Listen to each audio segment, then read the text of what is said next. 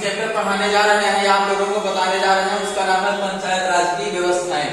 अर्थात हमारे यहाँ पंचायत राज की व्यवस्था कब अपनाई गई और उसकी क्या क्या व्यवस्थाएं हैं, उसको कैसे लाया गया, कैसे बनाया गया, कैसे क्या हुआ। तो जब हमारा देश 1947 में आजाद हुआ था, उसके बाद में प्रथम पंचवर्षीय योजना लागू हुई थी 1951 में लागू हुई थी। तभी पंचायती राज की व्यवस्थाएं अपनाई गई थी। उससे कुछ महत्वपूर्ण तथ्य आपके सामने रखने जा रहा हूं और उसको पढ़िए ध्यान से। देखिए, मैंने पहला क्वेश्चन दिया है पंचायत राज व्यवस्था का जनक किसे माना जाता है, अर्थात किसने इसको लागू किया। तो किसने लागू किया है? लॉर्ड रिपन को। लॉर्ड रिपन ने सबसे पहले पंचायती राज की व्यवस्था भारत में लागू की और उसको चालू किया, तो इसीलिए उनको उसका जनक माना जाता है। उसके बाद फिर है संविधान के किस भाग में तथा किस अनुच्छेद में पंचायती राज की व्यवस्था का वर्णन किया गया है।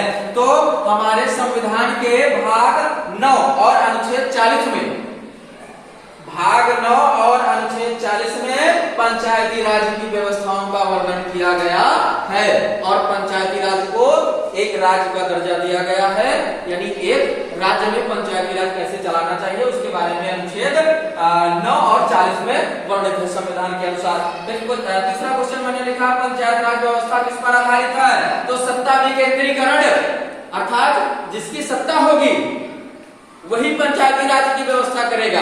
इसका मुख्य उद्देश्य क्या है, अर्थात इसका जो नियम है, इसका जो कानून है और जो क्या कहते हैं वो सत्ता चलाना होता है, वो सत्ता पक्ष जो होता है वही कराता है।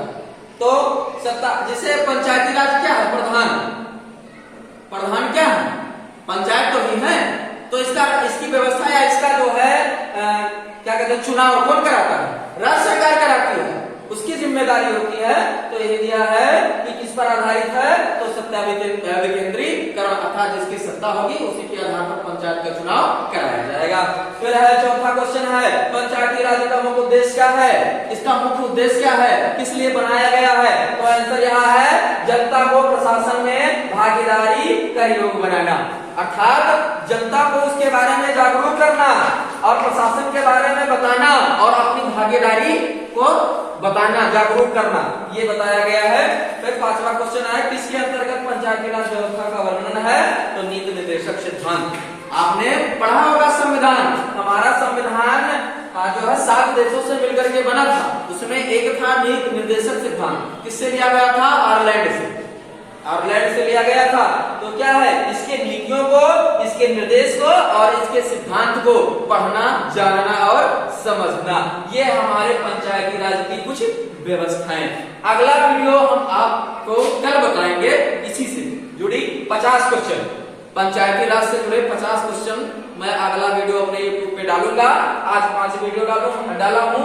जिसको कोई दिक्कत हो, कुछ पूछना चाहता है, वो मेरे चैनल को शेयर करे, कमेंट करे, लाइक करे।